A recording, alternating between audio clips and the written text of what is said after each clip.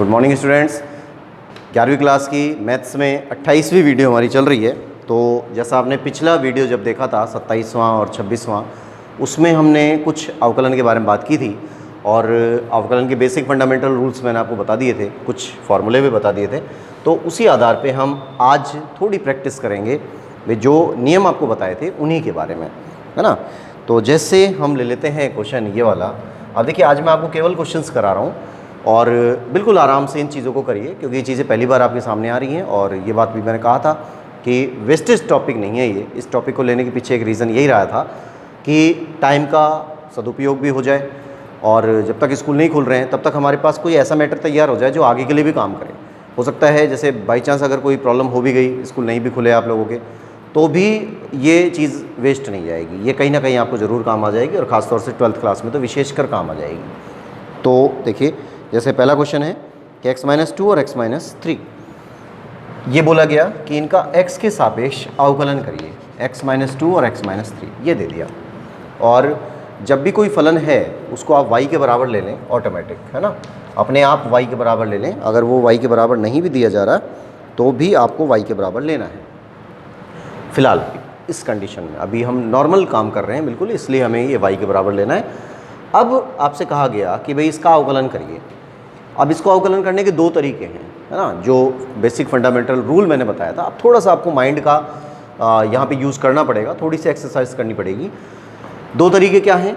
एक आपको u/v बताया था, है ना, चौथे नंबर का फॉर्मूला था बेसिक फंडामेंटल रूल में u/v का, तो आप u/v से भी कर सकते हैं। एक दूसरा तरीका था सेकंड नंबर पे, सेकंड नंबर लगता है इसमें, अगर आप इनका गुणा कर देते हैं तो, ठीक है। तो दोनों तरीक़ों से हो सकता है, दोनों तरीक़ों से सेम आंसर आएगा। आपकी जैसी इच्छा करें आप वैसे करें, लेकिन मैं भी इसको नॉर्मल कर देता हूँ। पहले इनको गुणा कर लेते हैं। x का x से गुणा कर दिया x² हो गया, x का इससे गुणा कर दिया -3x हो गया, इसका इससे गुणा कर दिया -2x हो गया, -2 का इससे गुणा कर दिया प्लस का 6 हो गया। सही है, ये गुणा कर दिए। अब y बराबर x², इनका योग कर लिया तो -5x हो गया, इनको जोड़ दिया, ये तो ऐसे ही चलेगा, प्लस का 6। अब देखिए द्विघात समीकरण बन गई ना, x² -5x प्लस 6। इसको नंबर 1 डाला और यहाँ लिख दिया समीकरण 1 का x के सापेक्ष अवकलन करने पर। फिर इसके बाद इसको हल कर देते हैं। देखिए dy/dx हो जाता है, y का अवकलन करेंगे तो क्या आ जाएगा, dy/dx आ जाएगा। इनका तीनों का अलग अलग अवकलन, तो dy/dx x² का, फिर माइनस dy/dx 5x का, फिर प्लस dy/dx 6 का। इस तरह से काम कर दिया। x² का अवकलन करेंगे 2x आएगा, 5x का अवकलन करेंगे -5 आएगा, प्लस 6 का अवकलन करेंगे 0 आएगा। कंप्लीट, ये ख़त्म हो गया। बचा क्या, dy/dx और बराबर -2x, वो 2x -5, है ना, ये आंसर इसका हो गया। इसी टाइप से एक दूसरा क्वेश्चन और दिया है, सेम इसी प्रकार का ही दिया है। ये तो फर्स्ट था, मतलब पहले का फर्स्ट ले सकते हैं या नंबर ही डाल लो आप, चलो, या पहले का फर्स्ट लो, मेरी नंबरिंग में चक्कर पड़ जाएगा यहाँ। फिर सेकंड है कि ax² + bx + c, हमें दिया गया ax² + bx + c, ये दे दिया गया। अब इसको सॉल्व करना है। ax² + bx + c क्या करेंगे इसके लिए? अब देखिए सेम है, सेम कैटेगरी है ना। यहाँ पर भी द्विघात समीकरण आई, लेकिन यहाँ पर द्विघात समीकरण कब आई, जब हमने इनका गुणा कर लिया तब आई। अब यहाँ पे गुणा नहीं करना पड़ रहा, यहाँ पे डायरेक्ट दिया हुआ है, ठीक है। तो डायरेक्ट दिया है और कभी भी जब आप देखते हैं तो इसके अंदर a b c जो आते हैं ना, ये कांस्टेंट होते हैं। a b c क्या होते हैं, कांस्टेंट होते हैं। जैसे कोई संख्या जैसे यहाँ पर आ रही है, यहाँ पे b का मान 5 आ रहा है, तो इसको 20 से तुलना करेंगे इसकी, है ना, 5 कांस्टेंट है। ये c है, c का मान 6 के बराबर आ रहा है, 6 कांस्टेंट है। यहाँ पर 1 आ रहा था, x² का गुणांक 1 था, वहाँ पे x² का गुणांक a है, कांस्टेंट है। तो कांस्टेंट का आपको पता ही है क्या सिस्टम मैंने बताया था। तो इसको डायरेक्ट हम समीकरण नंबर 1 मान लेते हैं और फिर यहाँ लिख देते हैं समीकरण 1 का x के सापेक्ष अवकलन करने पर, x के सापेक्ष अवकलन करने पर, तो dy बाई डी एक्स बराबर ax स्क्वायर का क्या होगा, देखिए a कांस्टेंट है ना। पहले हम इसके अकॉर्डिंग लिखें, जैसे इसको लिखते हैं कि dy by D X A X square, फिर लिख दिया dy by D X B X, फिर लिख दिया dy by D X C, ऐसे। अब इनको सॉल्व करिए, तो dy बाई डी एक्स बराबर ए एक्स स्क्वायर, अब ए एक्स स्क्वायर आ रहा है, तो ए एक्स स्क्वायर क्या है, ए तो कांस्टेंट हो गया है ना, ए का तो कुछ नहीं करना, ए कांस्टेंट है। एक्स स्क्वायर का क्या होगा, एक्स स्क्वायर का हो जाएगा 2x। क्लियर, एक्स स्क्वायर का क्या होता है, 2x होता है, बताया था हमने पहले है ना। और x की पावर n वाला फार्मूला इसमें काम कर रहा है, तो x की पावर n का फार्मूला लिखवा दिया था आपको, शायद मैंने नहीं लिखवाया था क्या, लिखवाया तो था। D by D x x की पावर n बराबर होता है n(x n-1) है ना, लिखवाया था शायद ये, तो आप नहीं लिखवाया है तो आप लिख लेना, लेकिन जहाँ तक मुझे लग रहा है कि शायद मैंने लिखवा दिया था ये। ठीक है, नॉर्मल फार्मूले हैं, अगर कहीं मुझे ऐसा लगेगा कि कुछ अलग से कोई फार्मूला आ रहा है तो मैं उसको साइड में लिख दूंगा, तो जहाँ पर आपने ये लिख रखे हैं ना फार्मूले, उसी में ही फार्मूले को अटैच करिएगा।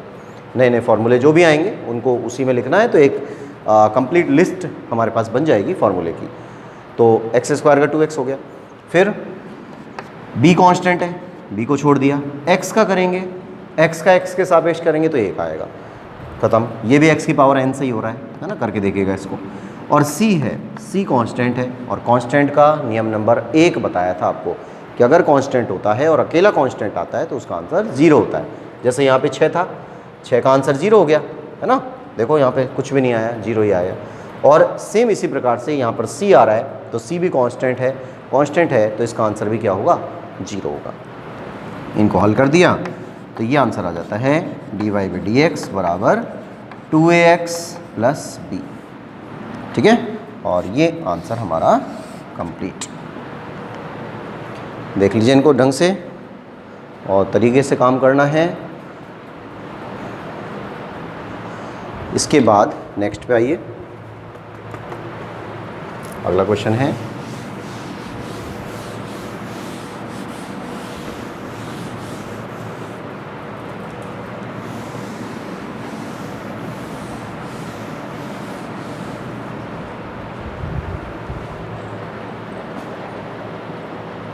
ax plus B. अच्छा, इसको अभी आप रहने दो क्योंकि इसमें श्रृंखला नियम लग रहा है। अब हम आते हैं सेकंड पर, सेकंड का फर्स्ट ले लेते हैं।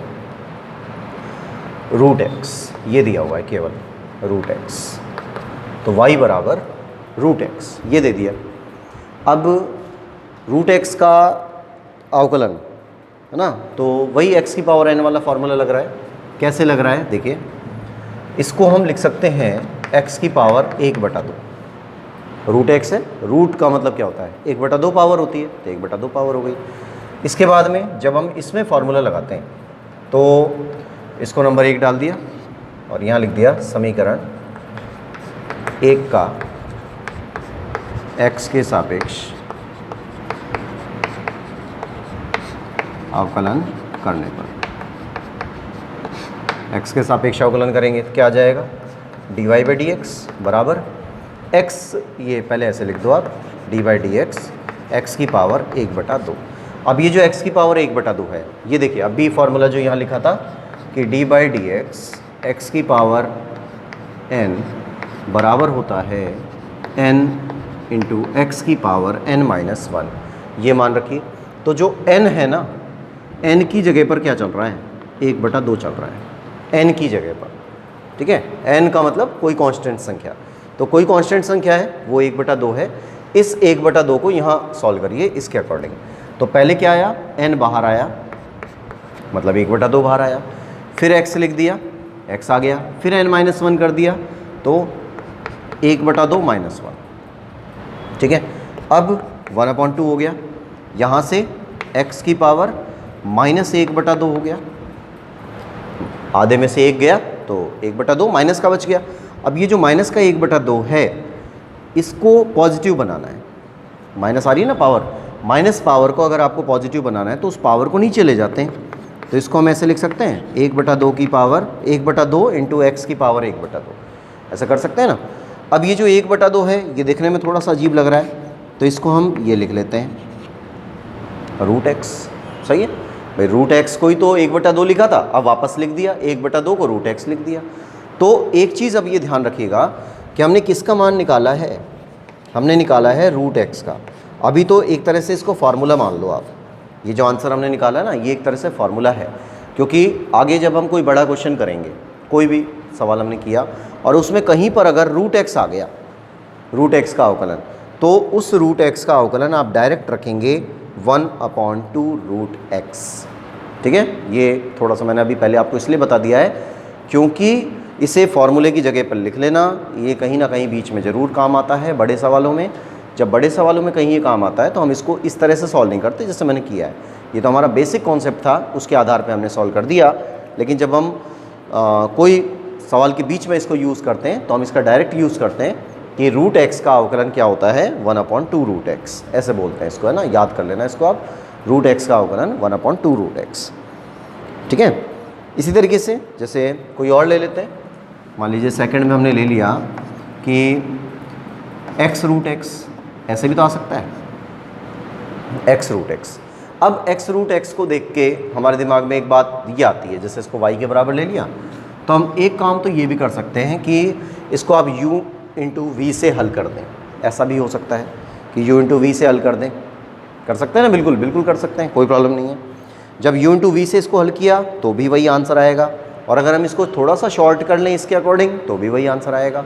कैसे आएगा देखिए, x के ऊपर 1 पावर आ रही है और उधर x के ऊपर आधी पावर आ रही है, तो आधार समान हो तो घातें जुड़ती हैं। यानी इसको अगर मैं लिख दूँ x की पावर 1 और इसको लिख दूँ x की पावर आधा, तो क्या कुछ गलत हो जाएगा? क्या गलत हो गया? क्या कुछ नहीं हुआ। x की पावर 1 और x की पावर आधा 1/2, तो आधार समान हैं, x x आ रहा है, आधार समान है, घातें जुड़ जाएंगी, घातें जुड़ जाएंगी तो वैल्यू क्या हो गई 1 प्लस 1/2, मतलब 1 और आधा 1.5, और 1.5 को हम क्या लिख देते हैं 3/2। यानी जो आंसर हमको लेके यहाँ पे जो क्वेश्चन लेके चलना है वो होगा y बराबर x की पावर 3/2, मतलब इस तरह से x की पावर 3/2। इसको नंबर 1 डाल दिया, फिर आपको यही हिंदी लिख देनी है कि समीकरण, ये हिंदी लिखनी ज़रूरी होती है, समीकरण 1 का x के सापेक्ष अवकलन करने पर, x के सापेक्ष अवकलन किया तो dy/dx बराबर x की पावर 3/2 यानी x की पावर n। x की पावर n का देखिए यही वाला फॉर्मूला है ना, x की पावर n, n की जगह पर अब क्या चल रहा है, इस जगह पर, यहाँ पर n की जगह पर चल रहा है 3/2, तो 3/2 को पहले बाहर किया, ये 3/2 बाहर आ गया, फिर x हो गया, फिर 3/2 में से 1 माइनस कर दिया, 1 कम कर दिया, n-1 हो रहा है ना, n-1, तो जो भी n होगा उसमें से 1 कम कर दीजिए। यहाँ आ गया 3/2, एज इट इज चलेगा।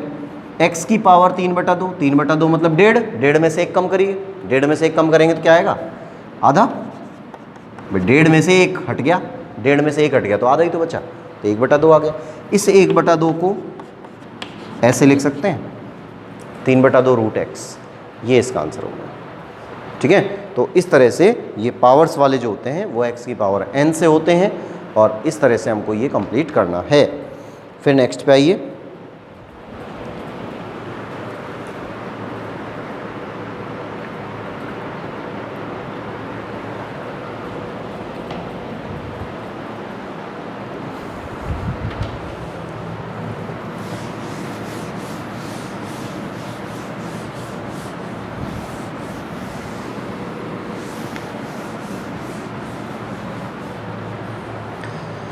नेक्स्ट है,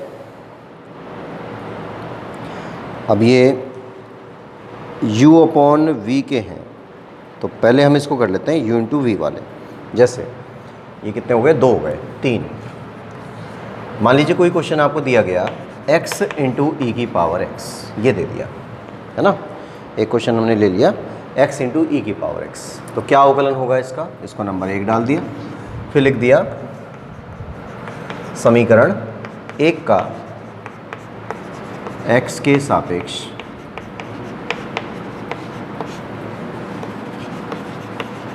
अवकलन करने पर, ठीक है, x के सापेक्ष अवकलन करते हैं तो क्या आता है।